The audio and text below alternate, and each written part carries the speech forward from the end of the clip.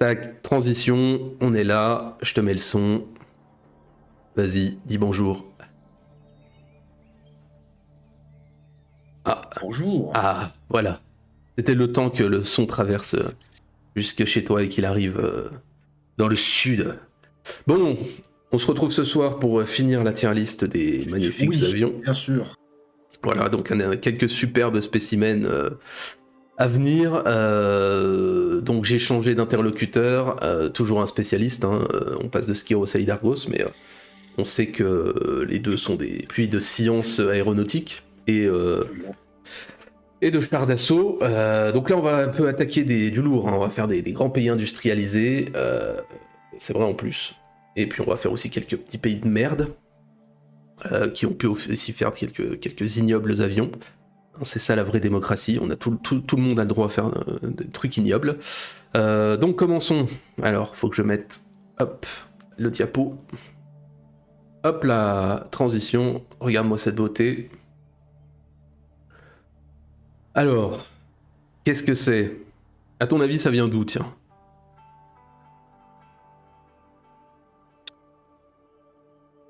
Alors, avec cette espèce de gros moteur là devant, de grosses hélices, je dirais que c'est peut-être italien.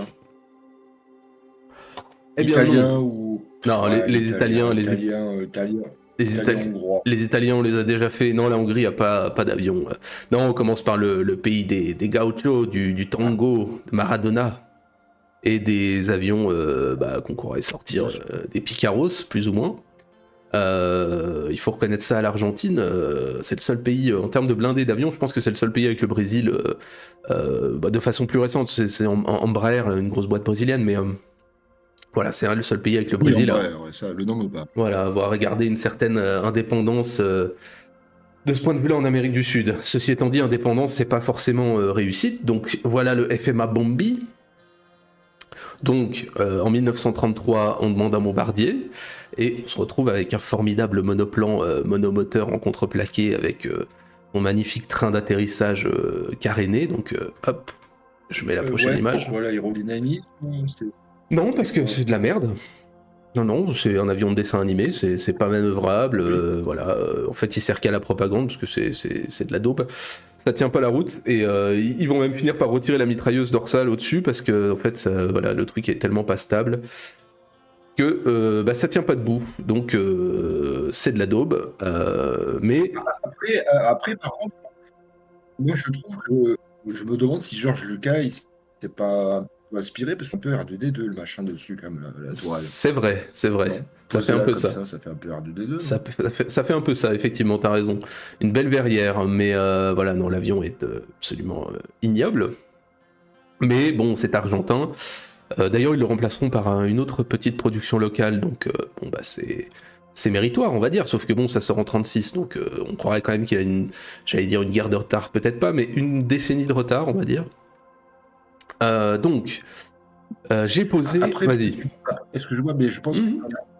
pardon, je pense qu'après la guerre, peut-être que là, les avions étaient meilleurs. Je pense. Des Argentins? Oui. Oui, bah c'est le cas parce qu'en Je sais fait, pas, il y a peut-être eu quelques ingénieurs.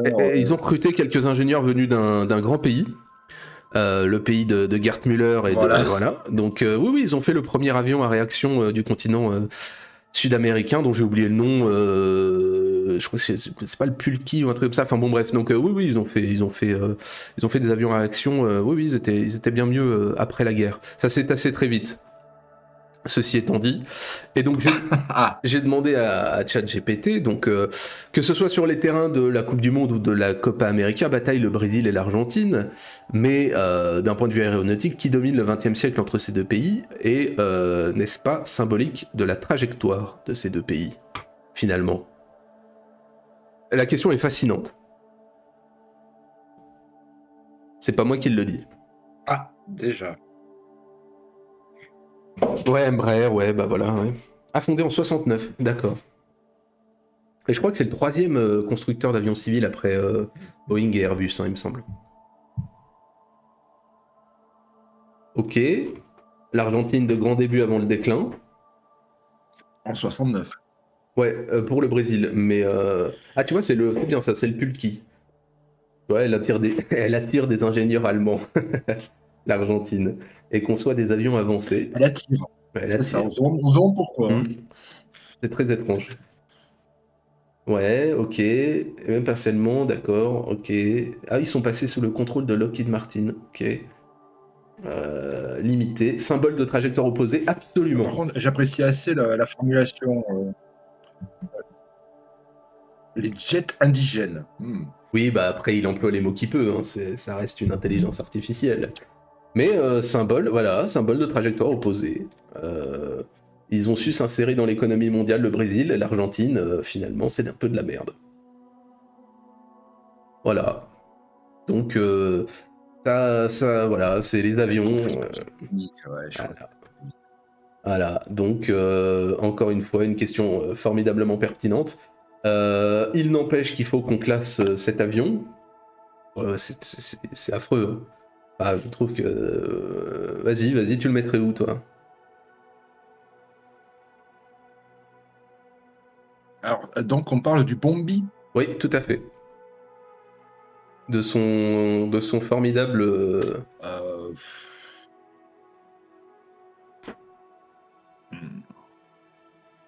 Ah, il est quand même pas mal, moi, je trouve. Ah ouais? Je trouve qu'il y a quand même il y a pas mal de recherches, et puis rien que pour l'inspiration Star Wars, ouais, je le mettrais plutôt dans l'avionomastique, Oh non, non, c'est trop, tu quand déconnes. même. Non, tu le Arrête. mettrais en dessous, toi? Même les avions estoniens et lituaniens et yougoslaves, ils sont mieux.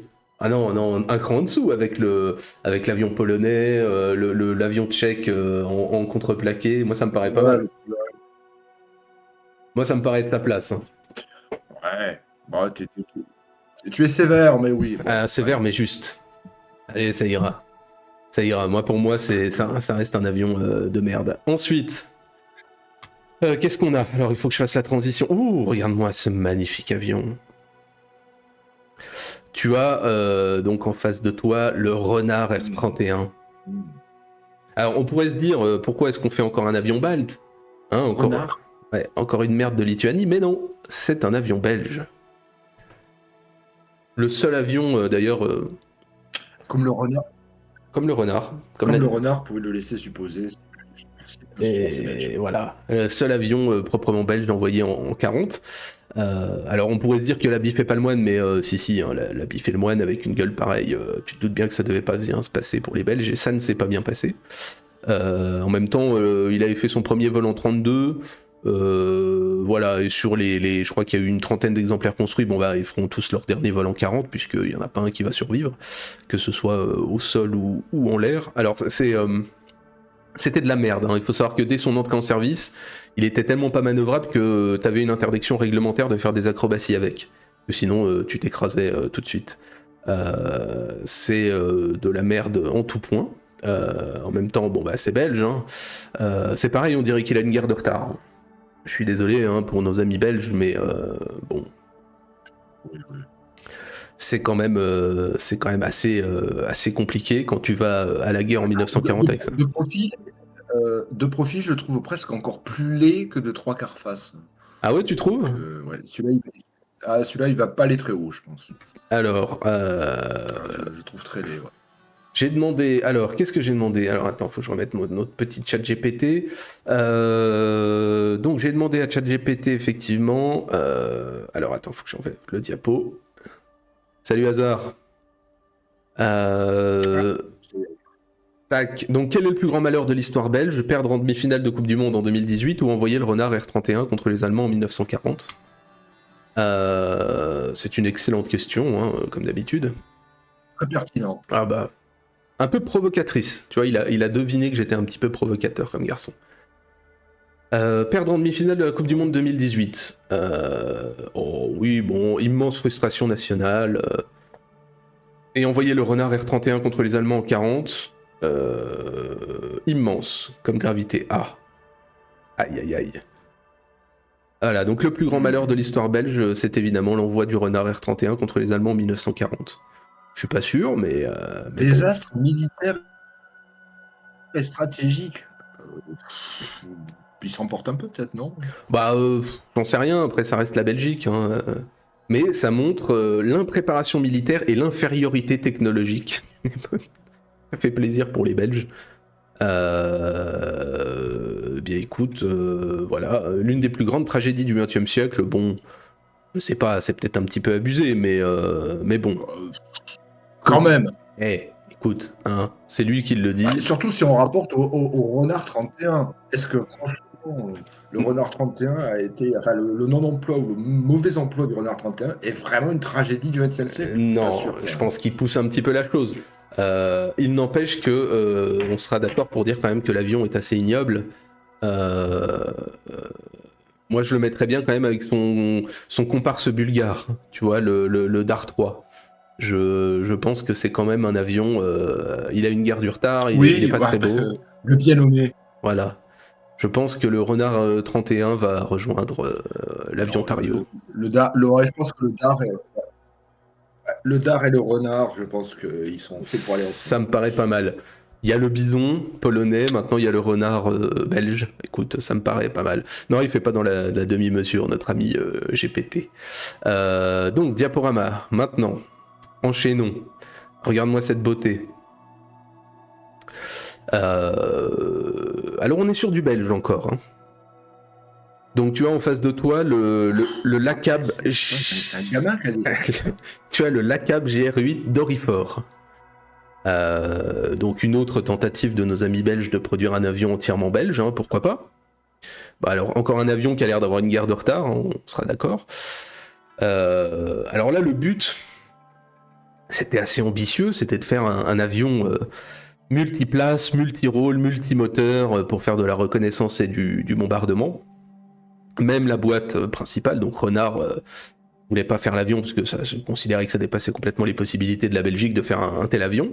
Comme quoi on peut faire des avions de merde mais rester lucide. Sauf que eh bien, la CAB se dit moi je vais le faire. Donc on se retrouve avec un magnifique bimoteur comme tu vois avec 6 mitrailleuses capables d'emporter 400 kilos de bombes. On se retrouve avec 20 Dorifor, hein, qui est un nom absolument ignoble en passant. Je trouve que c'est vraiment un nom atroce. Et ben l'avion il a le... Vas-y. Pourquoi le Dorifort? Je sais pas, je sais plus. Ça me dépasse. C'est belge, voilà. Bon, l'avion est nul à chier, hein. Il est complètement obsolète. Ils vont essayer d'expérimenter un peu le truc, mais c'est de la merde. Entre l'Ab et le Doriva, il y a une... La cab, exactement. C'est la C'est cab. affreux. Regarde bien de profil comme ça, comme il est beau, avec son bubon sur le pif, on croirait une verrue. Franchement, c'est beau. Non, sans déconner, Ah oui. je sais pas ce qu'ils Avec avaient.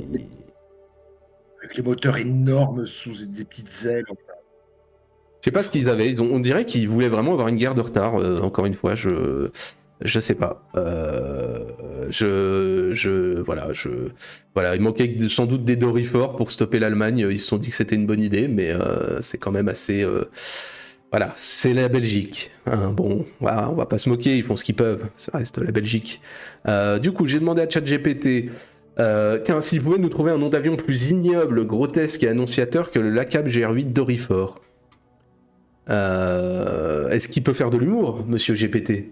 On déconne. On sait pas. Le nom de coléoptère parasite Dorifor, le ridicule technico-militaire est une sorte de menace rampant. Oh putain. J'avoue, j'ai soufflé du nez quand j'ai vu les noms. Menace rampante, ah ouais. Le BLL. J'avoue que oh mon dieu, putain. Mégacéphale vomitif. Société aérofasciste V99 rat nécrosé. Mais il est fou. Il est fou. Eh oui. Je souffle. J'avoue que je Même souffle dans du les nez. airs, même dans les airs. Je souffle du nez. Le charognard 22 type hématome. Le BZ13 crotal myope. Caïman catarreux. Il est cinglé, quoi. Il est fou. Il est fou, quoi. Ok, bon bah écoute, l'embruyant est toujours enrhumé.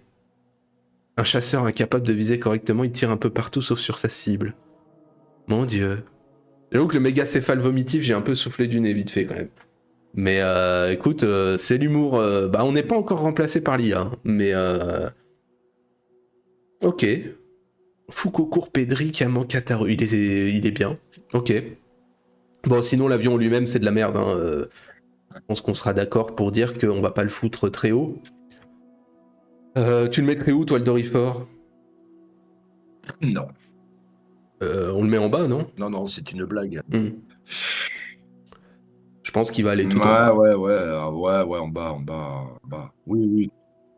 Je pense Ouais, tout en qu'effectivement, bas. s'il fallait faire une tier list de l'humour, on mettrait homme, IA et femme, ouais, effectivement. Bah, c'est-à-dire que si tu parles pas d'histoire de cul et de règles, voilà quoi, c'est vrai que je peux peut-être lui nous demander, non, raconte-nous une blague féministe à ChatGPT. Je peux peut-être lui demander ça.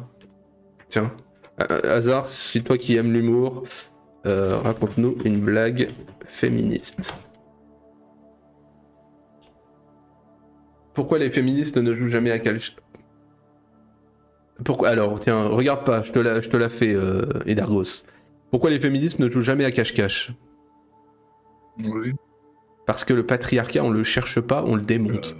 Aucune idée. Et parce que le patriarcat, on ne le cherche pas, on le démonte. Voilà, on a bien ri. On démonte le patriarcat. Nous avons D'accord. bien ri. Super top. Ouais, c'était, voilà, effectivement. Voilà.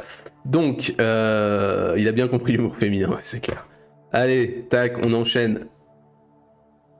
Allez, maintenant une blague machiste. Ah, si tu veux. Allez, fais-nous une blague machiste. Peux-tu nous faire ta meilleure blague machiste?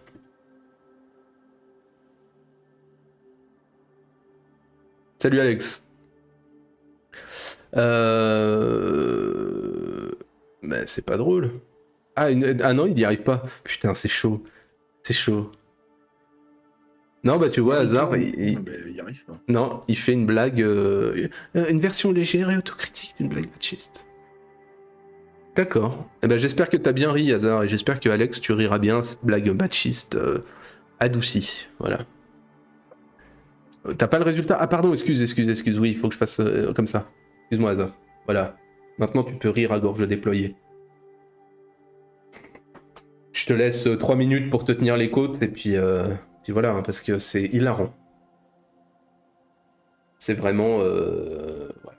Et ouais, c'est pas mal. C'est très très drôle. Au bordel, ouais, comme tu dis. Allez, enchaînons. Enchaînons. Donc, tiens, regarde-moi cette beauté. Alors, on a bien rigolé, on s'est bien moqué des Belges. Oui, alors, voilà. Il est temps de montrer qu'on manque pas de sens de l'humour en France non plus. Hein, on manque pas d'avions de merde. Savoir qu'on a débloqué des crédits pour un nombre incalculable de chars de merde qu'on a vus ensemble et d'avions dégueulasses qu'on est en train de voir. Voilà, ça, je pense que ça nous ferait peut-être relativiser les choses. Hein. Je pense que si le prochain char c'est le Simone Veil ou les Elisabeth Borne, on pourra relativiser. Alors le Farman ouvre notre exploration des avions français qui sont plus ou moins comme tu vois des conteneurs avec des ailes. Plus ou moins.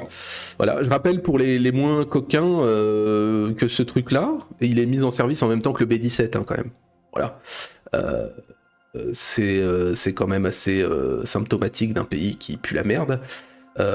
C'est un quadrimoteur hein, malgré les 2 hélices, hein, donc formidable. Hein, alors il est affreux hein, physiquement, il est mal armé, il est hyper lent, mais on va s'en servir comme bombardier de nuit, il va aller jusqu'à bombarder Berlin, donc on peut au moins lui reconnaître ça, quoi, mais il est vraiment d'une laideur proverbiale, sachant qu'on va quand même réussir à faire plus laid.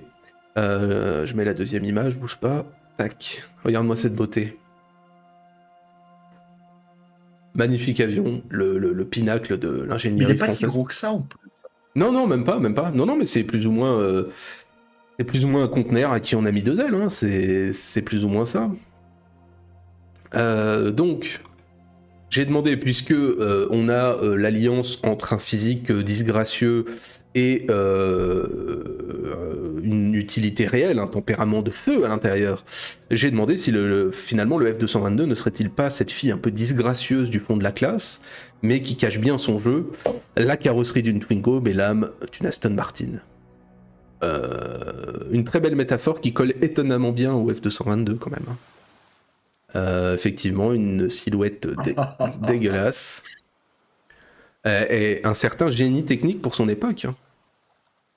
construction robuste, cabine pressurisée expérimentale, capacité à voler de nuit, un bourreau de travail fiable et doté d'un certain panache à la française. Ce panache discret qui fait qu'on ne le remarque pas tout de suite, mais qu'on respecte une fois qu'on le connaît. Ouais, alors il me fait une comparaison de moteur. Moi, je voulais plutôt une comparaison physique. Voilà, c'est ça. C'est exactement ça. C'est Aurélie du fond de la classe. Dès que tu lui enlèves un peu les lunettes, dès qu'elle a pris un an ou deux et que les boutons sont partis, tu dis finalement, est-ce qu'on pourrait pas, tu vois, voilà quoi, voir un peu ce qui se cache sous la carrosserie, quoi. Bon, il a pas compris, mais après, ça reste une putain d'intelligence artificielle abrutie. Vas-y. Non, parce que le panache à la française, moi je le voyais pas comme ça, mais bon. En 1937, si. C'est le panache français de 1937. Voilà, on fait ce qu'on peut, ça va marcher. Bon, où est-ce qu'on le met, ce coquin? Avec des verrières bulbeuses de tous les côtés. Mais non, pas tout en haut. On va pas le mettre tout en bas quand même. Moi, je pense qu'on le met avec le bombi. Je pense. Ouais, mais pas mieux, hein. Non, pas mieux, mais enfin, c'est pas un Dorifor. C'est pas un Dorifor non plus. Faut pas exagérer. Il est quand même au-dessus. Non, c'est pas le radier. Non. Voilà. Non, on est d'accord. Parce qu'après, il y a pire. Il y a la Mio 143. Et là, vraiment, on est sur le conteneur volant vraiment de base, quoi. Il est peut-être même plus moche que le précédent. Il y a quand même Ouais, mais il y a quand même un air de cousinage avec cette espèce de truc là, cette espèce de nez là tout rond, c'est un peu pareil. En fait, on dirait le polonais, on dirait le bison polonais un peu. Je pense qu'il y avait une vraie une espèce de connivence entre notre pays et la Pologne. Alors le truc c'est que il est encore plus nul et plus con et plus moche que le précédent. Faut dire que l'avion il avait été demandé je crois qu'à la fin des années 20, il doit voler au tout début des années 30, donc voilà, c'est un peu comme le Dorifor, c'est l'époque du multimoteur, multirôle, il doit aller vite, il doit bombarder, il doit se défendre, ce qui donnera que des avions de merde. Tellement un avion de merde que dès 38 on essaye de le retirer du service. Non, bien sûr, on en a encore en 39, parce qu'on est la France, mais c'est une merde absolue qui va prendre des tampons pas possibles. Je crois qu'on va en perdre une cinquantaine pendant la guerre. Parce que c'est une daube sans nom. Regarde-le en vol, sans déconner, regarde-le, on lui a greffé une verrière en dessous. On croirait vraiment qu'on lui a greffé un truc de force. Il a une verrière, on croirait un avion, tu sais, pour mettre des gens qui vont observer, quoi, pour dire...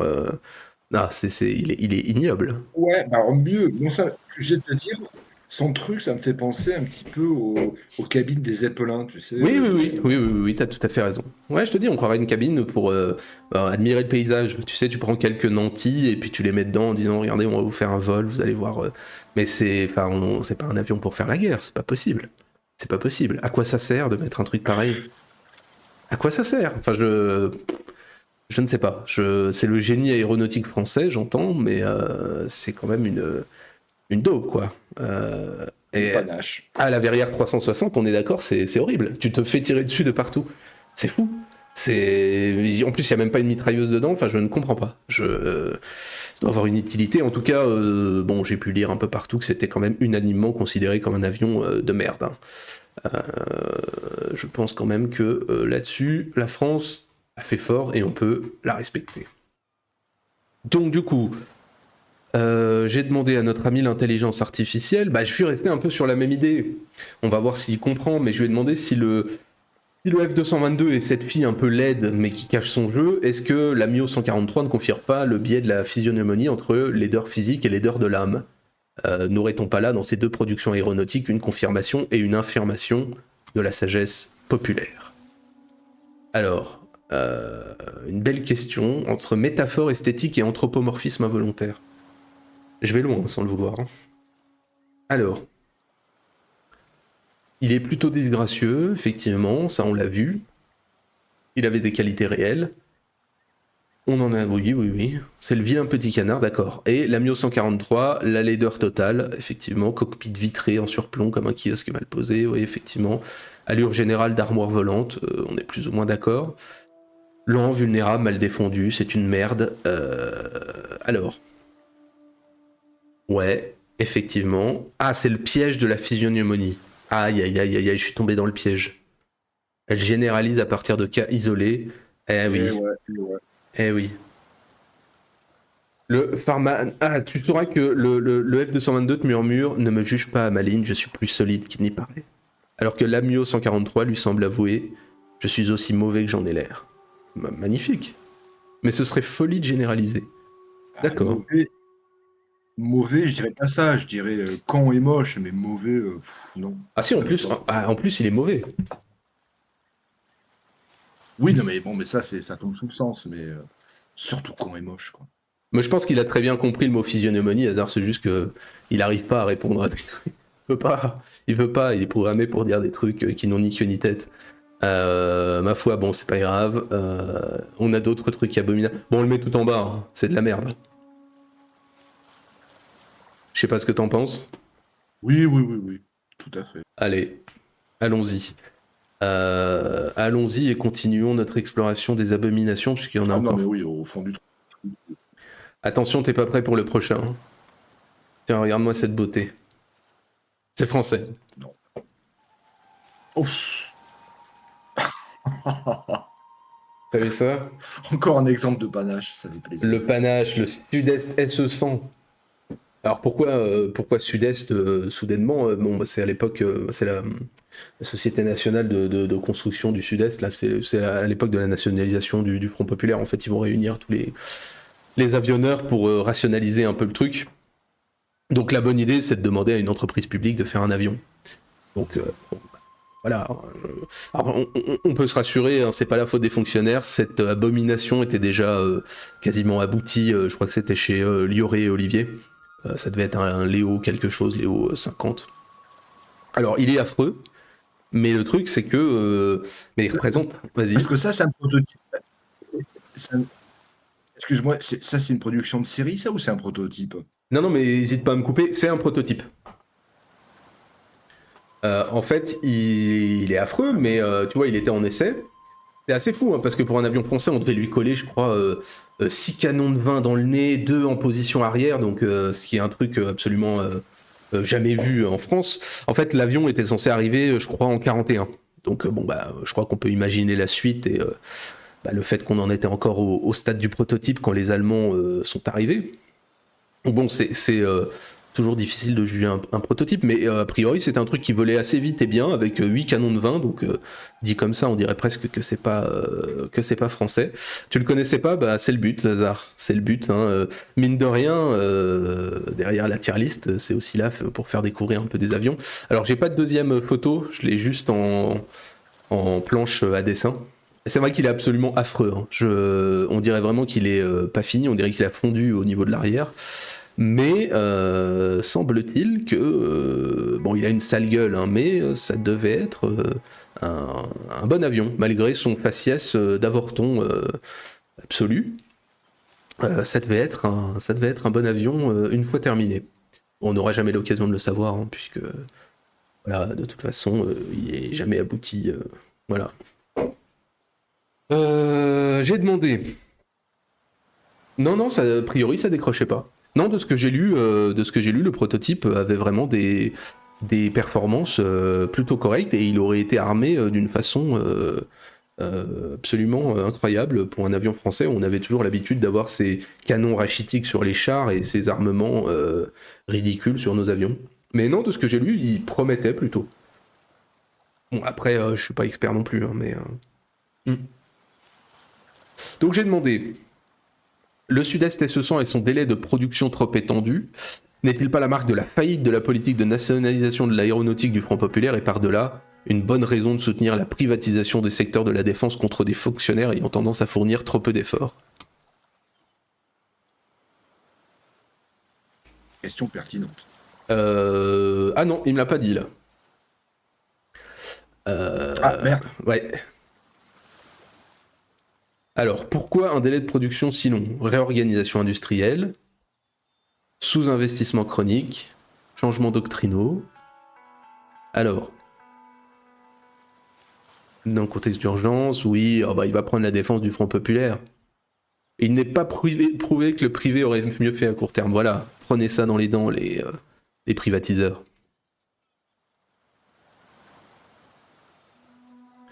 ce n'est pas tant le statut juridique qui pose problème que la gouvernance, la vision industrielle et la gestion des talents. Et les fonctionnaires peu motivés, alors, stéréotype récurrent mais largement exagéré. Voilà. De nombreux ingénieurs et ouvriers travaillaient avec engagement et patriotisme. Le problème, mais la bureaucratie, la désorganisation, le manque de priorités claires et les conflits d'intérêts internes. Ah. Plutôt que d'opposer public et privé, l'histoire montre que la réussite industrielle dépend de la clarté des objectifs, de la qualité de la gestion et de l'investissement à long terme. Voilà, nous avons mis à bas une légende tenace. Ce n'est pas la faute des nationalisations, ce n'est pas la faute du Front populaire. ChatGPT. Oui, bah c'est une réponse de Normand. Il en fait souvent des réponses de Normand. Hein. Il oppose souvent quand tu t'es trop tranché, lui-même il vient toujours atténuer la problématique. Mais voilà, tu repartiras moins bête, hasard, et tu arrêteras de t'en prendre aux fonctionnaires. Voilà, c'est le Front populaire a fait ce qu'il pouvait dans un contexte fort difficile. Où les fonctionnaires ont montré un investissement et un patriotisme important. On l'a vu d'ailleurs à partir de 1940, où on a participé quand même avec entrain et bonhomie et technique à aider l'Allemagne quand même à nous aider à nous séparer d'une partie de la population.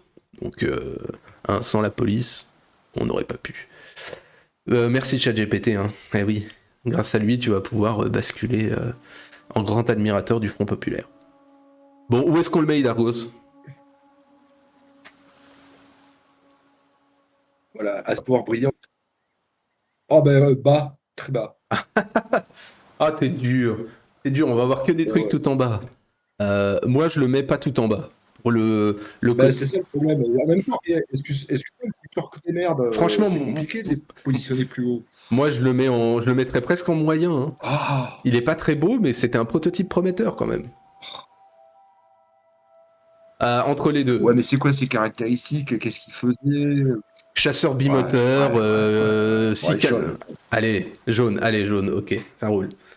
Parce que, quand même, après, j'ai mis mieux. C'est vrai que j'ai pas mis que des amiants de merde, j'en avais ras le cul de taper sur mon propre pays, donc j'ai mis après, regarde-moi cette beauté, l'Amio AM354. Voilà, il faut savoir aussi rendre hommage après cette moquée. Là, on a un bel avion. Un beau bombardier léger. Oui, mais enfin, ça, c'est un dessin. Non, mais regarde. Hop. Ça, c'est une photo. Monsieur, ne vous permet pas. Ah. Un bel avion. Pardon. Il est si beau qu'on va l'envoyer à Berlin en mission. Vas-y. Non, il a une très jolie gueule. Il est tellement beau qu'on va l'envoyer en mission diplomatique à Berlin, tu vois, avec tout le personnel dedans pour faire croire aux Allemands, tu vois, qu'on a des avions modernes. Alors que pas du tout, hein, ils savent très bien qu'on en a qu'un seul de ces avions-là pour le moment. Mais c'est notre vitrine, voilà. Alors comme d'habitude, hein, il y a des grèves, tous les affreux communistes qui ralentissent la production, voilà, ce qui fait que comme la plupart du bon matériel français, il arrive 6 mois trop tard. On en a, je crois, une quarantaine au moment de l'invasion allemande sur les 300 qui étaient prévus. Mais honnêtement, avec ce genre d'avion, t'as presque l'impression qu'on peut gagner la guerre. T'as presque l'impression d'être un pays moderne, je pense.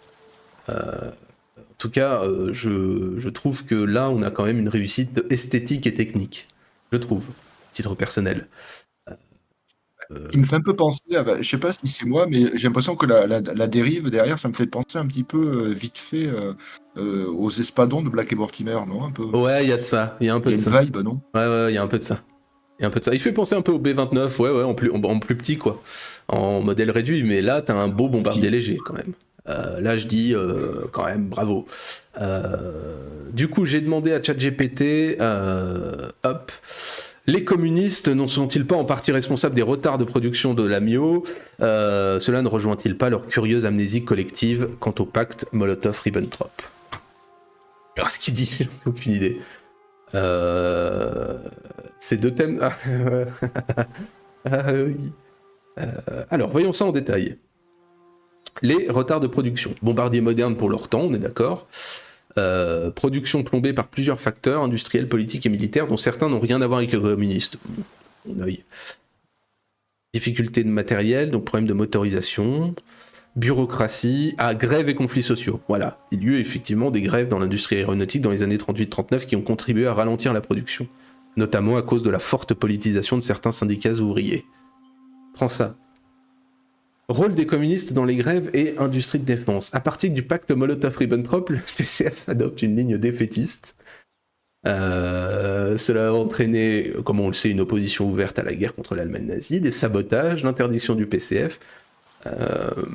Certains auteurs et historiens, saboter discrètement l'effort de production, ce qui aurait pu toucher indirectement des programmes comme celui de l'AMIO. Ah, ce serait réducteur. Ah, ils ont pu y contribuer à la marge, tu vois, il le dit quand même. Conclusion, on peut dire que le PCF a dans une certaine mesure contribué à affaiblir l'effort de guerre français entre 1939 et 1941. Quant au pacte, le silence du PCF après 1941 est bien documenté et fait partie des éléments critiques soulevés par de nombreux historiens sur la mémoire du communisme français. Bon, écoute, je crois que tout est dit. Il est plutôt d'accord, quand même. Ah, il souligne qu'ils ont pu jouer quand même un petit rôle dans le fait qu'on ait pris une branlée et qu'ensuite... Ouais, enfin, il minimise le rôle, mais on sent quand même qu'il aurait peut-être envie d'en dire plus. Voilà, on sent que si tu le poussais un peu, quand même, il t'en dirait un peu plus.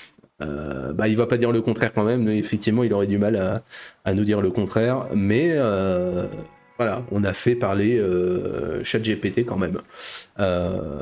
Toujours est-il, moi je le mettrais quand même assez haut. Hein. Honnêtement, c'est quand même un bel avion. Alors on n'en a pas eu assez, tout ce qu'on veut, mais moi je le mettrais bien quand même, tu vois, deuxième rang quoi. Qu'est-ce que t'en penses? Oui, ouais, minimum, ouais. Même tout en haut? Peut-être pas top tiers, mais oui. Ouais, second tiers, c'est quand même un Ouais, Vas-y, comme tu veux. je sais pas. Comme Ouais, tu c'est un veux. bel avion. Non, si, orange, parce que bon, aussi bien il va y avoir d'encore plus beaux, donc bon, faut quand même laisser la place Non, il y sur a, une première marche. y a plus que de la. Non, alors il y a plus que de la merde après. Allez, on va le mettre tout en Il y a haut. toute la merde. On va le mettre tout en haut. On va saluer la France quand même. Bel avion, voilà. On n'en a pas fait des tonnes non plus, donc on va le mettre tout en haut. Ensuite, on attaque les Américains. Alors, attends. Regarde-moi cette beauté. Alors, on n'avait absolument pas parlé des États-Unis dans les tanks, ni vraiment des Allemands d'ailleurs, parce qu'ils faisaient partie des pays beaucoup trop chiants qui font des chars beaucoup trop classiques. C'était pas très divertissant. On peut pas passer des bons moments avec ces gens-là. C'est pas pareil sur les avions, où nos amis américains et allemands ont fait quand même disons laissé libre cours à leur pulsion psychiatrique. Hein. Alors l'avion que tu vois là, le Bell YFM Erakuda, je pense que c'est un des avions les plus fous, hein, le croiseur volant. Parce que des avions avec des fuselages assez imposants pour laisser passer les mecs pour accéder au moteur, je crois qu'il y en avait eu avant, de genre soviétique. Avec des mecs dans les ailes, mais là c'est à l'américaine. Donc qu'est-ce que c'est? Qu'est-ce que tu as en face de toi? Tu as un magnifique chasseur bimoteur qui était censé avoir des performances d'exception, ultra armé, avec plein de monde dedans. Donc tu te retrouves avec deux hélices en poussée, et avec des mecs avec des canons de 37 dans l'aile. C'est des cockpits dans les ailes avec les deux hélices derrière. Et si l'avion était abattu, comme tu te doutes, t'étais finito parce que t'es supposé ramper à travers l'aile jusqu'au cockpit pour pouvoir t'évacuer. Sans compter en plus le fait que le moteur est juste derrière toi. En plus, t'es le premier en ligne de mire. Si on tire sur le moteur, t'as le cul qui brûle direct. Alors Dieu merci, en test réel, les performances étaient à chier, il était beaucoup trop lent, beaucoup trop instable. Mais qu'on soit clair, je te remets une autre image. Jamais je monte là-dedans en tant que tireur. Je crois que vraiment ça doit être un des pires boulots possibles pour le mec dans l'armée de l'air. Vraiment être dans une putain de nacelle où t'es censé, en plus avec un moteur arrière, pouvoir t'échapper à travers les ailes pour passer dans le cockpit et pouvoir t'évacuer en cas de problème. Je pense que c'est une des pires idées qu'on puisse faire. Les hélices en poussée, oui, super idée quand t'es poursuivi. Et super idée encore plus de mettre des mecs à côté. Et qui sont censés, je te dis, ramper, moi ça me terrifie, ramper à travers les ailes pour se barrer, je trouve ça... je trouve que l'idée est assez formidable. Non, je sais pas ce que t'en penses. C'est pareil, ils en ont fait qu'un prototype, ils ont pas fait ça en série. Non. Je te confirme, prototype parce que ça volait absolument hyper mal. Ah oui, mais c'est juste à cause juste à cause de performance en vol. C'est en fait, il soit avec les moteurs, les munitions, accessoirement. Ça, c'était pas gênant. Ah non, Ça, bon, ça les ça dérangeait allait. pas. Non, non, si l'avion a été performant, tu te serais retrouvé avec 2 mecs dans chaque cabine avec des canons de 37 pour envoyer la purée, quoi. Mais, je te dis, monter dans l'avion et ensuite ramper péniblement pour essayer d'atteindre son... Putain, non, je me découvre pas une claustrophobie, mais bon, c'est ignoble comme rôle, quoi. C'est vraiment un rôle de suicidaire, quoi. C'est infernal. Ah non, moi je trouve le concept de croiseur volant, je trouve ça absolument terrible. Et non, ouais, non, ce qui les dérangeait, c'est que l'avion volait mal. Par contre, les 2 mecs dedans, a priori, les Américains n'avaient rien à foutre. Je ne sais pas. Écoute, comme ça, hein, faut bien s'amuser aussi. Oui, bien sûr.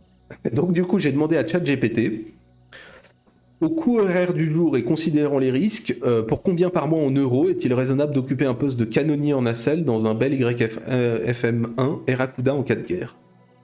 Voilà, donc vous aurez une idée de ce que l'intelligence artificielle estime un salaire raisonnable pour monter dans cette merde et te retrouver avec des putains de canons de 37 dans cette...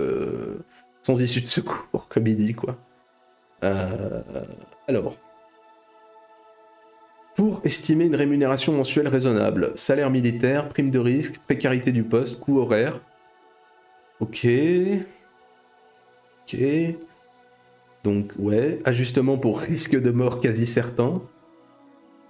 Ok, coefficient multiplicateur. Donc, rémunération mensuelle raisonnable estimée entre 50 000 et 100 000 euros par mois. Pour monter là-dedans. Pas mal, non? Ça commence à être pas mal, effectivement. On peut commencer à réfléchir, mais quand même. Pour 60... Allez, pour la moitié, 75 000 euros, est-ce que tu montes dedans et t'occupes ce poste? 75 000 euros par mois. Sachant que si t'es abattu, c'est fini, hein, encore une fois. Alors, je vais... Oui, mais... Oui, ça dépend. Si j'ai un nombre maximal de missions garanties, peut-être.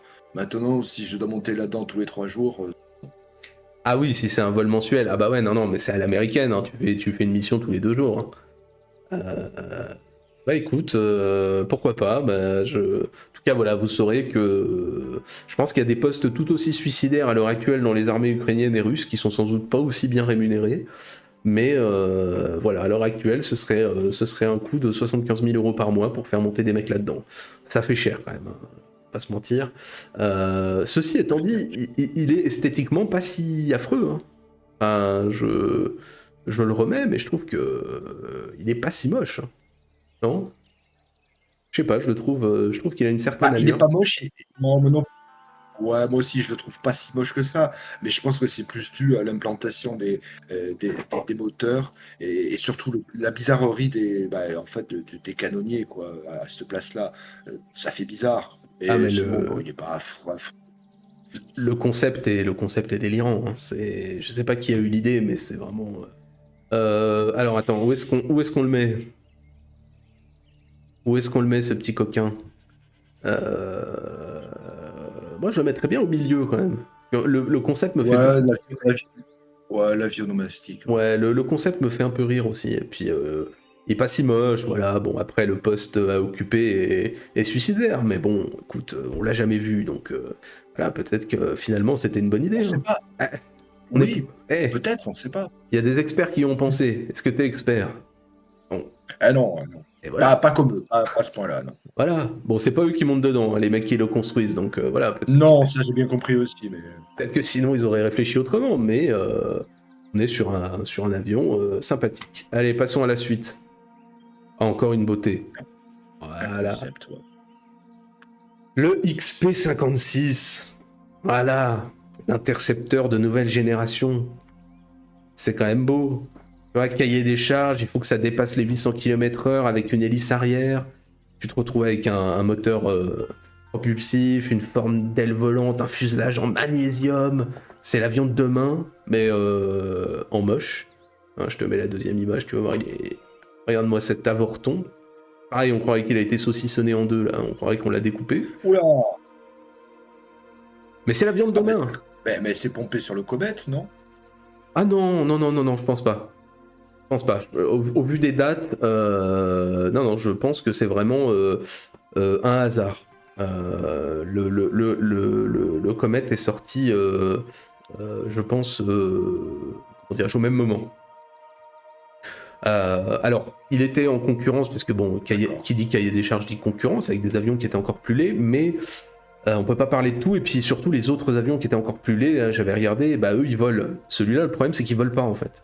C'est-à-dire qu'en essai, il va jamais dépasser 10 mètres d'altitude, on va jamais réussir à le faire voler plus de 30 secondes, et puis finalement le prototype va finir par s'écraser la gueule dans un autre essai, donc voilà, il tient pas le vol, il suce comme la dernière des putains marins, il va jamais dépasser les 500 km/h, enfin c'est un échec total, hein, absolu.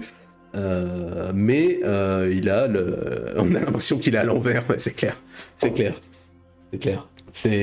Il est absolument ignoble, et surtout, le problème c'est qu'il ne vole pas, mais au sens strict. Il est incapable de s'élever, quoi. Donc, ce qui est quand même un petit peu problématique pour un avion. Pour un avion, c'est emmerdant, ouais.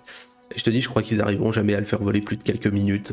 Il tient vraiment pas le. Voilà. Mais ça a pas l'air de déranger le monsieur chauve là qui est dedans, qui s'apprête à s'envoler, peut-être, je sais pas. Mais en tout cas, c'est moi à sa place, je ne le ferai pas. Du coup. Ah oui, alors attends, ChatGPT, faut que je remette.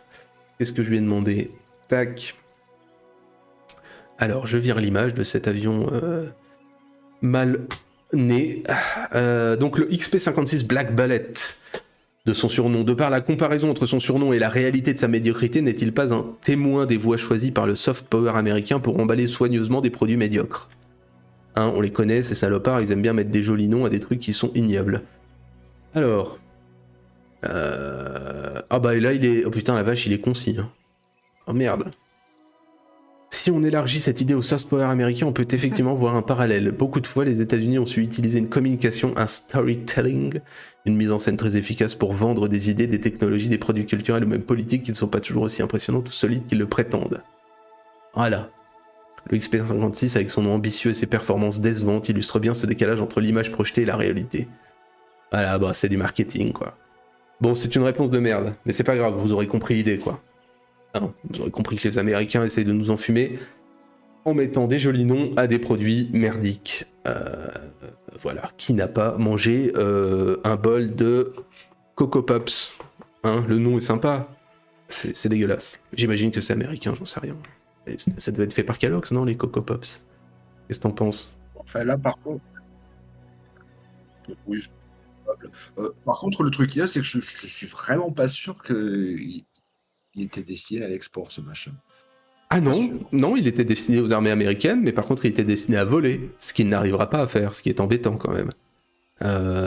Non, c'est de la merde. Allez, Ça, oui. allez, tout en bas, c'est affreux, c'est ignoble. C'est laid, c'est con. Oui, celui-là, il est pourri. Voilà, absolument ignoble. Celui-là, il est tout pourri. Oui, nous sommes d'accord. Qu'est-ce qu'on a après? Alors attends, diaporama. Ah, avec la croix, avec la croix rigolote. Voilà. Le Messerschmitt ME210. Alors, on n'en avait pas parlé, effectivement, des Allemands, je l'ai dit. Ils ont fait des tanks forts classiques, voilà, on s'emmerde. Ils ont eu sans doute quelques échecs de tanks, mais bon, c'était trop chiant. Alors que sur les avions, alors il y en a des très bons, mais il y a aussi plein d'avions de merde, dont celui-ci, qui est le plus gros échec de Messerschmitt. Ils faisaient plein de chasseurs lourds, les Allemands, alors qui étaient très bien, hein, la plupart du temps, ils vont vite, c'est maniable et tout. Celui-là, c'est un cauchemar absolu. On croit qu'il a une gueule classique, mais si tu regardes bien, alors on voit peut-être pas sur cette image. Ah, mais sur celle-ci, on voit mieux. Regarde-moi ces magnifiques mitrailleuses sur le fuselage. Alors, en cas de combat rapproché, il y en a quelques-uns quand même qui ont émis l'idée que c'était un petit peu dangereux qu'un chasseur tire là où il voit pas. C'est emmerdant quand même. Je tire automatiquement là où il voit pas. Bon, bah, t'as un peu des risques quand même de tirer sur n'importe quoi et n'importe qui. Mais c'est même pas le vrai problème, parce que les essais vont être absolument atroces. L'avion n'avance pas, il décroche, il part en vrille à n'importe quelle vitesse. Tu vas avoir 4 prototypes sur 9 qui s'écrasent. Tu auras, je crois, une trentaine d'accidents dans les 3 premiers mois de mise en service. T'as aucun pilote qui veut voler dedans. Même contre les chasseurs soviétiques qui sont complètement dépassés, il va se faire éclater. À tel point que nos amis allemands, qui ne manquent pas d'humour, le surnommeront le cercueil volant, et que après quelques mois, en fait, on va discrètement le refiler aux Hongrois, parce que c'est quand même une vraie merde. Voilà, donc c'est... je trouve qu'il a une tronche un peu moderne, je sais pas si t'es d'accord. Oui, ouais, je pense que ces problèmes sont plus internes que vraiment visuels, quoi. Franchement, il a pas une gueule. Ouais, Non, c'est non, un non, on avion est d'accord, standard, j'ai envie de ouais, je dire. suis tout à fait d'accord avec toi. D'un point de vue du faciès, il inspire plutôt Mais, confiance. mais c'est une merde. Ah, c'est un des pires avions de la guerre.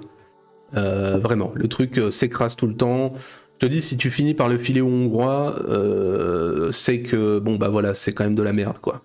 Je pense que on peut le dire. Et effectivement, ouais, ça fait partie. Mais les Allemands ont quelques-uns des pires avions de toute la guerre. Hein. On l'oublie parfois, mais voilà. D'ailleurs, il y aura une question là-dessus, je crois. Ah bah voilà. C'est exactement ça. C'est exactement la question que j'ai posée. Le Messerschmitt ME-210 est-il un bon témoin de la gabegie du complexe militaro-industriel et politique de l'Allemagne nazie? Finalement, ne préfère-t-on pas mettre en avant ses réussites pour insister encore plus sur son danger supposé, vous admirerez le supposé, lors de la Seconde Guerre mondiale? Ah, une question passionnante. Mhm. Effectivement, grave problème technique. Bon bah jusque-là il est d'accord avec moi, j'ai pas trop mal fait mes recherches. Défaut de stabilité, difficulté de pilotage, rejet des pilotes, voilà. Un témoin de la gabegie. Ouais. Alors, pourquoi alors valoriser les réussites de l'Allemagne? Narration politique et mythification. Après-guerre, l'Allemagne nazie est souvent représentée à travers le prisme de ses succès technologiques pour souligner la menace qu'elle représentait. Cette valorisation sert parfois à accentuer l'idée d'une puissance monstrueuse et technologiquement avancée, justifiant ainsi le récit de la nécessité absolue de la défaite alliée. Ça me fait beaucoup rire. Omission des échecs pour conforter le récit dominant. Mettre en avant les échecs pourrait nuancer cette vision, montrant que le régime était aussi sujet à des erreurs, des contradictions et des faiblesses structurelles. Voilà, l'historiographie populaire tend souvent à privilégier les réussites pour renforcer l'image d'une Allemagne nazie techniquement redoutable. Nous sommes d'accord. Il n'était pas si dangereux. Il est totalement d'accord avec toi. Ah ouais, non mais Totalement en même d'accord avec temps, toi, ChatGPT. comment pourrait-il ne pas l'être? Je pense que effectivement, là-dessus, il a bien vu que j'avais raison. Ok. Mhm. On est pas mal. Qu'est-ce que t'en penses, toi, au niveau du classement? Oh bah celui-là, franchement, bon, mis à part le fait que, bah, effectivement, enfin, mis à part le fait essentiel, C'est le plus que ce soit un important. cercueil volant, C'est clair. ouais, mais mis à part ça, bon, Bon, il aime mal l'air honnête, cet engin, bon, bon. pourri, mais Allez, faut pas le dire, quoi. on va pas le mettre tout en bas non plus, mais Ah, ici, non, non, non, non, avant-dernier. ouais. Après, ouais, mais il est quand même dans une catégorie où il y a quand même essentiellement de la mocheté, lui, il est pas si moche, il est juste mortel, mais bon. Allez, au milieu alors. Ouais, ouais, si, quand même. Ouais, au milieu, quand même. Bon, Allez, tant au pis pour les milieu. pilotes, mais on s'en branle. D'accord, oui, c'est vrai. L'essentiel, c'est de faire un truc pas trop moche. C'est vrai. C'est vrai, c'est vrai. Ok. Ah bah en parlant de pas trop moche. Hop, t'en parlais tout à l'heure. Un bon ME163. Ah, Ah, on est sur un des rares modèles, je pense vraiment connu de la liste. Hein. Alors, il y a une bonne raison quand même pour qu'il soit là. Que malgré son image, alors certes, c'est une belle petite boule qui est un modèle assez fou, qui atteint presque comment dirais-je, la vitesse du son, qui... Alors, tu dois détacher le train, tu dois atterrir en planeur, t'as à peine 10 minutes de vol, en plus, tu utilises une essence qui ronge absolument tout ce qu'elle touche. Hein, bon, ce qui fait quand même quelques petits problèmes. Hein. Il fallait porter une tenue spéciale pour le piloter, parce que sinon, s'il y avait une fuite, bah, tu fondais à l'intérieur de l'avion. Si emmerdant. En plus, la cabine n'est pas pressurisée, ce qui est quand même un petit peu emmerdant quand tu veux aller en haute altitude. Mais c'est vrai que ça reste une petite fusée incroyable hein, qui, je crois, entre en service en. Je sais plus, en 44, mi-44, je sais plus exactement la date. Sauf qu'il va tellement vite que le temps pour viser, avec la portée maximale des canons, c'était 2 secondes. Et ça, c'est un truc qu'on oublie un peu, c'est qu'en fait, l'avion n'a jamais touché quoi que ce soit. En fait, l'avion est tellement rapide qu'il va quasiment rien abattre. Je crois que il abat dans tout son service, donc de mi-44 à on va dire mai 44 à mai 45 en un an, je crois qu'il abat 15 avions. alors qu'il y en a plusieurs centaines qui sont sur le terrain. Et je trouve que, C'est pas beaucoup. bah voilà, et je trouve que moi-même j'avais en tête autre chose. Tu vois, pour moi c'était un truc complètement en avance technologique et qui a eu des résultats. En fait, non. C'est de la merde. Ça abattait rien. Les alliés du coup volaient moins vite, mais ils attendaient que le truc soit obligé d'atterrir pour l'abattre. Donc en fait, c'est un super avion d'un point de vue technique, mais c'est un échec opérationnel total. Ça ne servira à rien. C'est l'Allemagne qui met son pognon encore dans des trucs absolument sans effet sur le cours de la guerre. Donc je trouve que c'était important de rappeler que malgré tout, cet avion est un échec total et absolu. En plus, il est très laid avec sa petite moustache à l'avant là, mais il n'empêche que c'est un échec. Je trouve que, je sais pas ce que t'avais en tête toi par rapport à cet avion. Non, par rapport aux performances, de mémoire, il me semblait pas que c'était fou, mais je pensais pas non plus que c'était à ce point naze, quoi. Moi, je voyais plus ça, si tu veux, comme une espèce de démonstrateur technique, mais sans réelle volonté de s'en servir de manière opérationnelle en nombre. Mais bon, visiblement, oui, Ah, il y en ça avait devait pas plusieurs être centaines, hein, je crois. trop cher. Oui, c'est pas faux. Ouais, ça devait pas être trop cher à construire. En même temps, bon, il n'y a pas les hydrauliques des trains, il n'y a pas. Aussi bien c'est en tôle ondulée, bon, voilà, quelque part, des économies. Ouais, Mais ça fait au peut-être, final, oui, je vois ce que tu non, veux c'est dire. encore. Petite fusée un peu cheap qui permet d'avoir des résultats pour pas trop cher, en plus d'avoir une technique en avance. Mais en fait, bah non, parce que ça va tellement vite que les mecs avaient absolument pas le temps que la portée maximale des canons faisait que les mecs allaient, tu vois, ils avaient vraiment, de ce que j'ai lu, 2 secondes pour abattre une cible, quoi. Le temps de tir, c'était 2 secondes. Et qu'en fait, bah ouais, ils ont abattu qu'une quinzaine d'avions avec, donc ce qui est un résultat absolument ridicule. Moi, j'avais en tête quelque chose d'un peu plus performant. J'avoue, en termes d'impact, hein, j'entends. Voilà, et en fait, pas du tout, c'est une vraie merde. Donc je lui ai demandé le ME163 n'est-il pas la preuve que parfois, qui va piano va sano. Mais là aussi, ouais, non, ça a pas l'air de trop l'inspirer. Ultra rapide, mais aussi très dangereux, c'est ça. On va me dire, illustre, foncer trop vite sans réfléchir, et c'est un peu ça. Grand danger pour le pilote, autonomie ridiculement courte, sans impact, voilà. Parfois, aller trop vite peut coûter très cher. Ma foi, eh bien écoute, ce sera la leçon du jour que nous apprendrons avec grande joie. Merci. Merci, Merci, Lia. merci ChatGPT. Bon, où est-ce qu'on le met, cette petite boule de merde? Ouais, moi, je dirais que même dans le jaune, Ouais.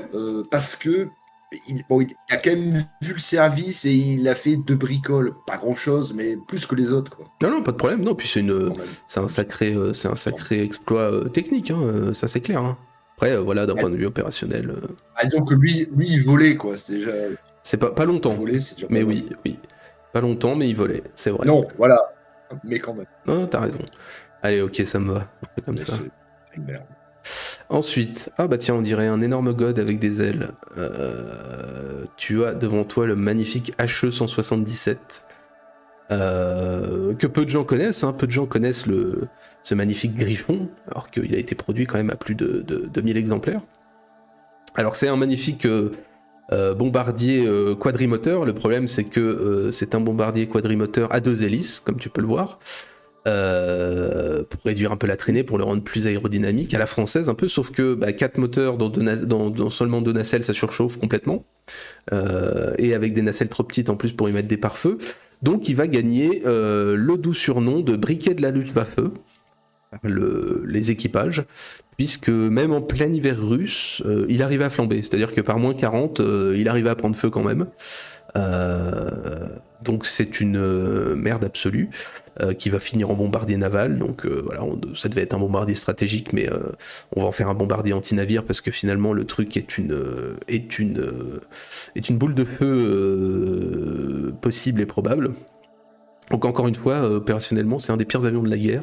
En plus d'être un des plus dangereux, il a un taux de destruction hors combat qui est absolument délirant. Est-ce que j'ai mis une deuxième photo? Voilà. Tu peux voir son magnifique faciès. C'est un tube. Voilà. C'est un tube de dentifrice avec 2 ailes. Plus ou moins. Ah, t'avais déjà entendu cette histoire, Hasard, mais toi, t'es un homme de culture, toi, c'est pour ça. Mais c'est pas l'avion le plus connu. Et effectivement, ouais, c'est le fameux briquet de la Luftwaffe capable de prendre feu par -50. Qui est une merde. Qui est une merde absolue. On notera quand même, excuse-moi, mais on notera quand même, dans quand même un certain nombre d'avions, le peu de cas que les ingénieurs font à la survie de l'équipage. Bah, C'est toujours. disons que je te dis, ils les pilotent pas. Non, mais je pense qu'effectivement, le problème, c'est que c'est le genre de choses dont tu te rends compte seulement quand il est en train de voler, et que quand il est en train de voler, généralement, c'est trop tard pour l'annuler, et que finalement, tu dis, ouais, on va quand même en commander 1000. Et puis que les mecs te disent, ouais, mais vous savez, il prend feu et tout. Ouais, bon, on n'a pas le temps, c'est des désagréments. C'est mineur, quoi, voilà, tant pis, ça prendra feu, et puis voilà. Mais oui, la sécurité de l'équipage ne semble pas la priorité absolue des constructeurs aéronautiques. En effet, j'ai l'impression que ça les Parce que, concerne. et je veux dire, d'en construire 2000, 1000, ou en 1000, tout 1000, cas au moins 1000. plus d'un millier, Ouais. je dirais 1000. Bon, d'en construire un millier, déjà, tu te dis, les mecs, ils ont quand même une certaine certitude sur ses qualités et ses défauts, quoi. Bon, attendez, ça crame un peu facilement. Il y avait peut-être pas 1000 candidats au suicide, quoi. Je veux dire, Eh oui. enfin, je sais pas, mais. Non, mais on est d'accord. Ouais, mais tu sais, parfois, il vaut mieux un mauvais avion que pas d'avion du tout. Donc, je pense que c'est ce il devait se dire. Hein. Le truc est censé remplir un rôle. T'as pas vraiment de remplaçant sous la main, donc bah, tu fais voler ce que tu peux. Et puis, bah, si ça flambe, ça flambe. Et puis voilà. Hein. Et Alors, puis voilà. et ouais, c'est ça. Donc, du coup, j'ai demandé à ChatGPT. Le HE-177 avait été dénigré par Hitler. N'avait-il pas encore raison? N'a-t-il pas eu toujours raison? Je suis parti. Je suis parti. Je suis parti. Alors, qu'est-ce qu'il va nous dire? Ah, oui, Hitler avait critiqué le HE... Double fond. Et il n'avait pas complètement tort. Voilà, et sur ce point, Hitler avait des raisons de s'en plaindre. Question à double fond. D'accord. N'a-t-il pas toujours eu raison? C'est une question très différente. Et la réponse est non, absolument pas. Historiquement et moralement. Ah mince. Il est responsable de l'embrasement de la Seconde Guerre mondiale. Ouais. Hein, bon. Ah, l'architecte de la Shoah, oui. Ah, j'avais oublié ça, oui, bon. Excusez-moi, c'est vrai. Sur le plan militaire, il a commis d'innombrables erreurs stratégiques. Oh. Il est quand même un peu dur. Hein. Sur le plan global historique, non, Hitler n'avait pas raison, d'accord. Bon. Unanimement reconnu comme l'un des pires criminels de l'histoire. Il a quand même bon dos, moi je trouve. Hein. Voilà. Toujours est-il que. Ouais, unanimement. Oui, il y a des Pas milieux, forcément. il y a des milieux dans lesquels on sait que effectivement, il est considéré comme un mec plutôt sympa. Il n'empêche que, eh bien non. Eh ben écoutez, encore une fois, Hasard, t'auras appris quelque chose aujourd'hui. Voilà, on aura un petit peu égratigné, je pense, l'image positive de ce dictateur allemand bien connu, qui n'avait, semble-t-il, pas que des qualités. Voilà, bon bah écoutez, vous l'aurez appris ici, en premier lieu. Il reproche à la fois de déclencher la guerre et aussi de la faire perdre. Ouais, il lui-même est un peu borderline, ChatGPT, c'est vrai. Ouais, on est d'accord. On est d'accord. Non, puis il pourrait mettre à son crédit justement le fait d'avoir pris des mauvaises décisions pour perdre la guerre. Voilà, quelque part, ça c'est un peu positif, ça, je pense, finalement. Parce que s'il avait pris que des bonnes décisions, il l'aurait gagné. Donc voilà, on peut remercier Hitler d'avoir perdu la guerre. Si du coup c'est de sa faute, je pense qu'on peut voilà, mettre ça à son crédit. Il a permis à l'Allemagne de perdre la guerre. Voilà. Donc après, vous en ferez ce que vous voulez. Bon, où est-ce qu'on le met, ce briquet volant de la Luftwaffe?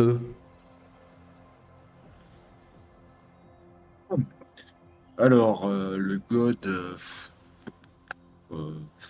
il est quand même à la fois moche et mauvais. Moche et mauvais. Ouais, Allez, tout en bas. Ouais, dans le vert. Dans le vert, allez, c'est parti. Ouais, moche et mauvais. Ça Ouais, roule. peut-être non, allez, non, non, dans le jaune parce que quand même, il a eu des missions de combat, Oui, machin, tout ça. oui. Non, puis on va pas le mettre avec les c'est pas avions une merde bulgares quand absolue, même. quoi. Enfin, si. On va pas le mettre avec les avions bulgares, faut pas exagérer quand même. Non. Ok, ça roule. Allez, qu'est-ce qu'on a? Ah, les Anglais maintenant. On va finir avec les Anglais. Il nous reste 3 avions anglais. Hop là, regarde-moi ça, on croirait un avion normal. Le Blackburn Botta. Alors bon, un Spitfire, Hurricane, voilà, bataille d'Angleterre, c'est le super pays des avions. C'est aussi le pays d'une grande variété d'avions de merde qu'on oublie un peu comme les Allemands. Moi, le Blackburn Botta, déjà, je trouve qu'il a un nom qui claque. Je trouve que Blackburn Botta, ça, j'aimerais bien m'appeler comme ça personnellement. Euh, donc c'est de la daube. C'est un avion un bombardier torpilleur qui va faire son premier vol, je crois, en août 40. Et au bout de 3 mois, bah, ils vont le virer. Alors il y a 2 écoles, j'ai lu 2 théories là-dessus. Soit on dit qu'avec la chute de la France, de la Norvège et des Pays-Bas, bah, ils n'avaient plus besoin de ce type d'avion. Soit une seconde école dit que ses performances étaient tellement nazes et qu'on a perdu, je crois, plus de une centaine d'avions sur les 600 construits dans des accidents que personne n'était capable d'expliquer. On n'a jamais su pourquoi l'avion s'écrasait perpétuellement. Donc voilà, c'est les 2 écoles qui s'affrontent sur la théorie. Donc si on est tenant de la deuxième, c'est possiblement là aussi un des pires avions jamais construits, puisque quand on a 1 sur 6 qui s'écrase sans raison et sans savoir pourquoi, c'est emmerdant. Donc c'est de la merde. Est-ce que j'ai une deuxième image? Voilà. Tu peux voir cet avion, mais finalement, aux lignes, on sera d'accord, tout à fait classique. Hein. Mais qui, pareil, est capable de s'écraser sans raison, du jour au lendemain. Alors, par contre, il y a peut-être un avantage, vu que c'est un avion essentiellement, j'imagine, de reconnaissance maritime, de patrouille maritime, si tu t'écrases, tu peux amérir. C'est pas faux, mais tu t'écrases dans l'eau quand même, c'est emmerdant, C'est moins parce que grave, si t'es loin, non? c'est chiant. Ah ouais. Remarque, vu comme ça, pourquoi pas? Pourquoi pas? On peut essayer de voir les choses, on peut voir le verre à moitié plein, quoi. Tu peux te dire, on s'écrase dans l'eau. Ce qu'il y a, c'est que si quand même t'es loin des côtes, c'est un peu emmerdant quand même. Je veux dire, les eaux sont froides en plus du côté de l'Angleterre, quoi. Donc, tu te retrouves en plein milieu de l'Irlande à 40 km des côtes par une eau à -10. Bon, fait chier, quoi. Tu vois, c'est pas terrible non plus. Hmm. Alors, il n'empêche que j'ai été fatalement inspiré par son Faire nom. rejoindre la... Faire rejoindre l'armée de terre, c'est pas faux. De toute façon, voler dans un avion, c'est complètement fou, complètement con. Donc, quitte à associer le nom d'un club de football, donc Blackburn, hein, vous l'aurez compris, et d'un dirigeant bourg sud-africain comme l'avion Blackburn Botta, trouve-moi des noms encore plus clinquants, toi qui es si brillant. Voilà. Donc, on va essayer d'avoir du club de foot et du dirigeant bourg, pour voir si on peut pas avoir des noms un peu plus cool. Hmm. Oh, le Excellent défi. Kaiser Chief Kruger, putain. Ouais. Funky et redoutable. Ah, Kaiser Chief Kruger, moi je joue pas contre eux. Ajax Smooth, pas terrible. Orlando Reds, c'est de la merde. Ma Melody Herzog, c'est dégueulasse. Crystal de Vette, mais c'est nul à chier. Oh putain, attends. Je vais lui faire refaire. Litzmar. Attends. Je vais lui faire refaire, c'est pas Ils possible. sont pas chier. Je peux trouver mieux quand même, même moi je ferais mieux, putain. Attends. Regarde, c'est bon. Sunderland Smooth, Charlton Kruger. Charlton Kruger, moi je trouve que ça aussi j'aimerais bien m'appeler Charlton Mais Kruger. on est même. Ouais, il manque un peu de. Il manque un peu d'originalité. Il met que des clubs anglais. J'aurais pu mettre autre chose. J'aurais pu voir un petit, je sais pas, Lorient Kruger, j'en sais rien. D'accord. Leeds de l'arrêt, d'accord. El Pretorius. Ouais, c'est pas ouf. Pas ouf. Ouais, sur l'humour, il a du mal quand même. Hein. Il a du mal, hein. C'est un peu, c'est pas dingue. Aston de Vet, ouais, c'est pas fou. Bon bah écoute, tant pis, on aura essayé, hein. C'est pas grave. Où est-ce qu'on le met ce petit avion?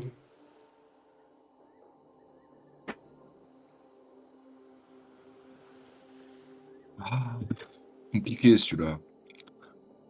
Il est compliqué. 1 sur 6 quand même. Pff, ouais. Ah, comme les autres, hein, il s'écrase. Hein. De toute façon, on a fait que des avions qui volent pas, donc Ah, c'est compliqué. J'avoue que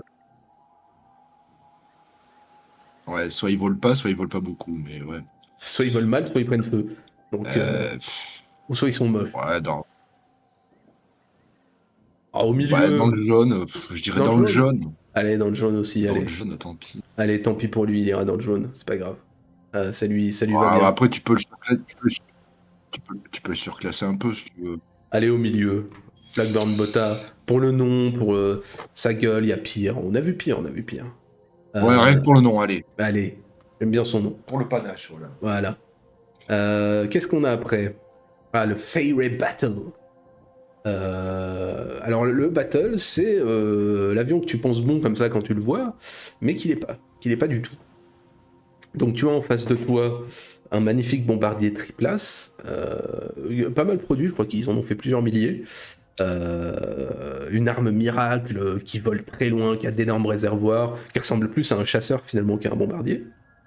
Sauf que bah, le carburant, ça le rend lourd, ça le rend pas maniable, qu'il a pas beaucoup d'armement défensif, qu'il est complètement obsolète, il a pas de cockpit blindé, il a pas de réservoir obturant, donc ils vont se faire massacrer en 40. Hein. Toutes les missions du Battle en France sont des missions suicides.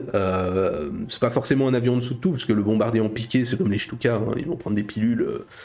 C'est une connerie ce genre d'avion. Mais le résultat est là, c'est un avion méconnu, mais c'est un cercueil volant hein, qui lui aussi parmi les pires résultats de la guerre. J'ai mis une autre. Ah voilà, regarde-moi ce bel avion. Ce bel avion triplace. On croirait un chasseur étendu, tu vois. On croirait on l'a un peu tiré avec une belle verrière façon lituanienne. Je trouve qu'il a lui aussi une très belle grande verrière comme ça pour bien voir par où tu vas te faire éclater. Donc c'est un avion de merde. Hein. Ouais, c'est vrai que ça fait. C'est vrai qu'on dirait un gros chasseur. Ah, on dirait un gros chasseur, tout à fait. Alors qu'en fait c'est juste un bombardier Alors, suicide. donc, ouais, là, celui-là, il pue la merde. Il pue la merde, on est d'accord. Qu'est-ce que j'ai demandé à notre ami l'intelligence artificielle? Mais on découvre des avions, tu vois, moi je le connaissais pas par exemple. Ce qui est dommage, alors qu'il a été beaucoup produit et qu'en fait, bah, il a eu des résultats absolument abominables. Mais bon, c'est toute la force de la propagande que de cacher un petit peu les. D'ailleurs, et voilà, ouais, parce que j'allais te dire, ils en ont fabriqué des milliers.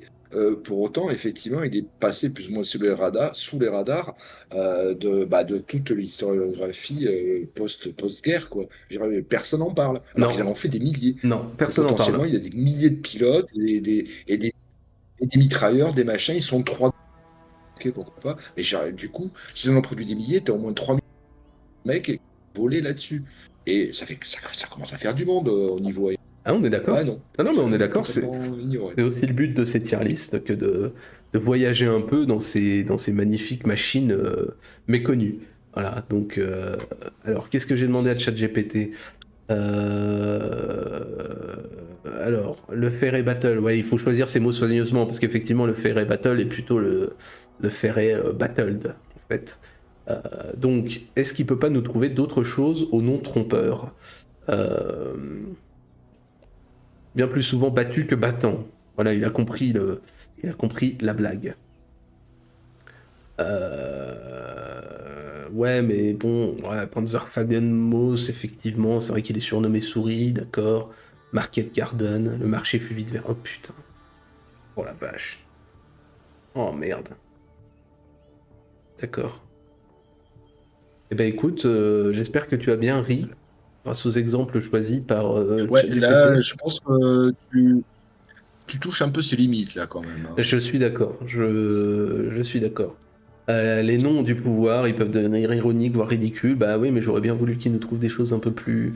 Mais bon, pourquoi pas. Écoute, il fait de la politique un peu, tu vois, l'opération Enduring Freedom en Afghanistan, tu vois, il nous dit que, effectivement, au vu des souffrances et de la durée de l'engagement, non, non, mais c'est bien, il est un peu contre-culture, quoi. Voilà, il nous fait un peu du contre-culture. Mais ouais, non, c'est pas foufou. C'est pas foufou. Dommage. Dommage. Bah écoute, en même temps, ça reste de l'intelligence artificielle de merde. Où est-ce qu'on le met, cet avion affreux? Ah, alors là, moi, je le placerais plutôt dans le haut. Ben justement, je pense par rapport à la production. Parce Ouais. que voilà, ils en ont produit des milliers quand même. Donc, bon, c'est pas totalement ridicule, quoi, même si c'est une merde. Donc tu le mettrais où? Dans l'avion l'orange. Oh la vache! Ah ouais, t'es gentil avec lui. Bon bah écoute, je vois ton tropisme pro-anglais. Ok, ok. Non, non, mais Ouais. monsieur est anglophile, anglomane. Bon bah très bien, écoute. Pas de problème. Et allez, dernier avion. Le Boulton Paul Defiant. Qui lui aussi a un nom, il a un nom, ouais, Ouais! qui promet. Ah ouais, ouais, ouais, ouais, encore un ignoble avion merdique. Alors, faut savoir, la demande était laquelle? Tiens-toi bien, un chasseur monomoteur, tu le vois, sans armement vers l'avant, et juste avec une quadruple tourelle de 7-7 à Mmh. l'arrière. J C'est pas mal comme idée. Alors, ça a un but. ah! Le but, en Ça, c'était les fait, spécificités. ouais, le but c'était d'attaquer les bombardiers par en dessous. Alors, dans le fond, l'idée, elle est pas débile, hein, il y a beaucoup de pays qui font comme ça. Sauf que c'est un petit peu oublié que les bombardiers en question, souvent, ils ont une escorte. Escorte qui va te rétamer parce que tu peux pas te défendre, en fait. Donc, ils vont avoir quelques succès, j'ai lu sur le terrain, parce que parfois, les avions allemands vont les prendre pour des chasseurs Hurricane et compagnie, donc ils vont les attaquer par derrière et ils vont avoir un petit peu la surprise d'avoir une tourelle qui va les défoncer. Sauf que l'avion il est hyper lent, il est pas manœuvrable, et comme il peut pas tirer vers l'avant, il peut pas non plus prendre qui que ce soit en chasse. Donc très vite les Anglais, parce que bon ils sont idiots mais pas non plus à ce point, ils vont se rendre compte que faire voler des types là-dedans, c'est clairement les envoyer à la mort. Et là aussi, je sais plus combien ils en ont fait, mais les pertes sont cataclysmiques. J'ai lu, il y a des brigades qui vont en envoyer genre une quinzaine, t'en as 11 qui sont abattus dans la journée, quoi. C'est vraiment cet avion-là est une folie d'un point de vue des pertes. C'est absolument fou. Tiens, regarde une belle escadrille qui vole tous ensemble. Ils sont pas magnifiques? Donc voilà, c'est l'avion Ah, c'est au concept monstrueux, et effectivement aux pertes, je me souviens plus des chiffres, mais c'était abominable, abominable vraiment. Parce que l'avion peut pas se défendre en fait. Enfin, à part si tu l'attaques vraiment par derrière et que le mec dans la tourelle arrive à l'abattre. Sinon t'es fini quoi. T'es vraiment fini. C'est un avion absolument atroce. Et donc, dernière question posée à notre ami ChatGPT. Question quelque peu uchronique. Donc je lui ai demandé, hop, attends, je fais la transition. Si la RAF n'avait été pourvue que de Defiant, en combien de temps la Luftwaffe aurait gagné la bataille d'Angleterre? Comme ça, on va pouvoir mesurer un petit peu son efficacité à l'aune de l'IA. Un chasseur fondamentalement inadéquat. Oui, déjà, effectivement, concept erroné, tactique obsolète, tout est dit. Hein. Je crois que effectivement, tout est dit. Comparaison avec Spitfire et Hurricane, ouais, effectivement. Alors, résultat probable d'une RAF composée uniquement de Defiant. Perte de la supériorité aérienne en moins de 2 à 3 semaines. Destruction massive, bombardement sans entrave de Londres. Bon voilà, la bataille d'Angleterre aurait été une défaite rapide. C'était un échec stratégique. Voilà. Eh ben écoute, je crois que tout est dit. Nous avons eu la chance de découvrir, en tout cas j'espère que je t'ai fait découvrir un bel avion de merde. Je ne sais pas si tu le connaissais. euh, bon, peut-être très vite fait dans un bouquin ou deux où ils ont dû plus ou moins en parler, évoquer cet avion, mais pour vite passer sur les Spitfire, effectivement, et les Hurricanes. Mais j'imagine qu'ils ont construit un paquet de ces merdes, Ah, j'ai plus j'imagine. les chiffres. Attends, on va aller chercher. Attends, bouge pas. Attends, qu'est-ce qu'on a dit? Attends, tac. Merde, je l'ai passé. Bon, c'est pas grave. Donc, Bolton Paul Defiant, je vais te dire ça. 1000. Ouais, quand 1000. même. La bataille d'Angleterre. Attends, on va mettre Wikipédia, tiens, hop. Voilà. Par exemple, tu vois, tu as une 9 défiante qui patrouille au large de Folkestone, sont surpris par des BF-109. En quelques minutes, 5 sont abattus. Et un sixième gravement endommagé, sur 9, en quelques minutes. 4 pilotes et 5 mitrailleurs tués. Le massacre des innocents. Voilà. Je pense que on a compris, quoi. Ouais, dans je pense que là, effectivement, comme ils disent, le haut commandement a compris. Regarde-moi ça, tiens, j'exagérais pas, regarde. Le plus exposé aux attaques allemandes, le groupe 11, en une semaine, il perd la quasi-totalité de ses effectifs. 11 avions, 5 pilotes, 9 mitrailleurs. Quand même beau, en une semaine. Au bout d'une semaine, il a plus que 2 Ouais, avions. belle performance, ouais. Voilà. Je pense qu'on est d'accord hein, pour dire que voilà, très vite, ils vont le mettre au remarquage de cible ou au sauvetage en mer. Quoi. Donc, on est d'accord pour dire que c'était un cercueil volant. Ok, bah très bien. On a confirmé les informations recherchées. Écoute, je propose qu'on le mette tout en bas. Ça n'a aucun sens. Ça n'a aucun Ouais, sens. ouais, celui-là, ouais. Ça n'a aucun sens. Ouais, Quelle idée de. Quelle En idée. plus, il est moche. Hein. Il est pas très beau.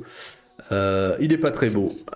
Eh ben écoute, voilà qui conclut cette magnifique tier list des plus grands avions de la Seconde Guerre mondiale. Donc on se retrouve avec un Italien, un Français, puis après un Roumain et un Letton. Bon bah je crois que tout est dit. Hein. Et le reste, Belle bon bah, découverte. le reste étant de la merde. Eh ben super. Écoute, je te remercie beaucoup de m'avoir accompagné. J'espère que Avec plaisir. tu as appris quelque chose sur ces superbes avions et la production aéronautique de pays merveilleux. C'était le but. Ah oui. Ah oui. Du coup, on se retrouve vendredi. Vendredi, on fera un GeoGuessr. T'es là, je sais plus. Je crois que oui, hein, tu m'avais dit. Ouais. Bon, bah, on va se faire un petit GeoGuessr sympa. On va encore essayer de battre. Je sais plus, je crois qu'on l'avait battu en test sur la France. Bon, bref, peu importe. On va se relancer un petit GeoGuessr. Et dimanche, on parlera du temps des loups. Nous parlerons du temps des loups. Nous parlerons de l'Allemagne post-Seconde Guerre mondiale. Voilà. Et du coup, donc mercredi, tu ne viens pas, on décalera ça et tranquillement, mercredi, on verra bien ce que je ferai. Peut-être que je ferai un petit verdun histoire de passer le temps. Et puis voilà, donc programme pour la semaine. Eh bien, bonne fin de semaine à tous. On se retrouve donc vendredi. Idargo, je te remercie encore, c'est très gentil de m'avoir accompagné. Il n'y a pas de mal. Tu reviens quand tu veux. De toute façon, tu reviendras bientôt pour nous parler de vieux barbus. Et puis voilà quoi. Allez. De quoi? Ça marche. Ah, je croyais que tu me disais quelque chose. Ok, et ben ouais, ciao à tous, merci Hazard, merci Alex, bonne fin de semaine à tous, on se retrouve vendredi, et puis d'ici là, portez-vous bien. Allez, salut tout le monde.